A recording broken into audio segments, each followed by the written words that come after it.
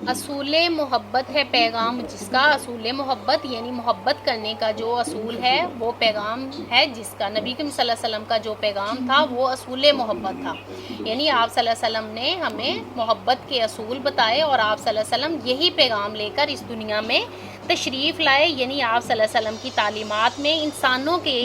انسانوں کے لیے پیغام محبت کو خاص اہمیت حاصل ہے۔ آپ صلی اللہ علیہ وسلم کی تعلیمات میں انسانوں کے لیے پیغام محبت کی خاص اہمیت حاصل ہے۔ وہ محبوب پروردگار آ گیا ہے، یعنی وہ محبوب پروردگار یعنی وہ اللہ کا پیارا نبی جو ہے وہ اس دنیا میں تشریف لے آیا ہے، جس کا پیغام جو ہے وہ اصول محبت ہے۔ اب اس میں 2 پوائنٹس بتائے گئے ہیں، ایک تو یہ ہے کہ آپ صلی اللہ علیہ وسلم محبت کے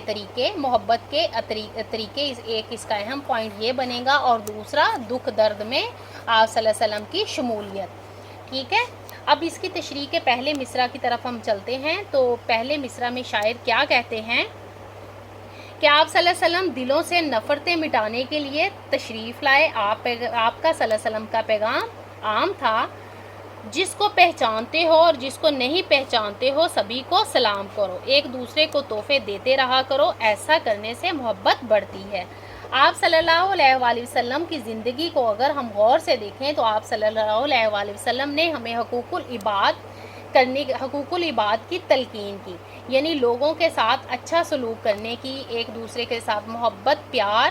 کے طریقے ہمیں بتائے اور ایک دوسرے کے ساتھ شفقت سے پیش آنے کا درس ہمیں دیا۔ تو یہ آپ صلی اللہ علیہ وآلہ وسلم کی زندگی سے ہمیں یہ سبق ملتا ہے کہ آپ صلی اللہ علیہ وآلہ وسلم بیٹیوں کے ساتھ کس طرح سے سلوک کرتے تھے۔ زمانہ جاہلیت میں لوگ اپنی بیٹیوں کو زندہ درگور کر دیتے تھے، لیکن آپ صلی اللہ علیہ وآلہ وسلم نے آ کر ہمیں یہ بتایا کہ ہمیں کس طرح سے زندگی گزارنی ہے اور کس طرح سے ہمیں سب کو اہمیت دینی ہے۔ یہ آپ صلی اللہ علیہ وآلہ وسلم کا ہی پیغام تھا۔ دوسرے مصرع میں شاعر یہ کہتے ہیں کہ اللہ نے نبی کریم صلی اللہ علیہ وسلم کو اپنا محبوب قرار دیا ہے، اللہ تعالیٰ نے اپنے کلام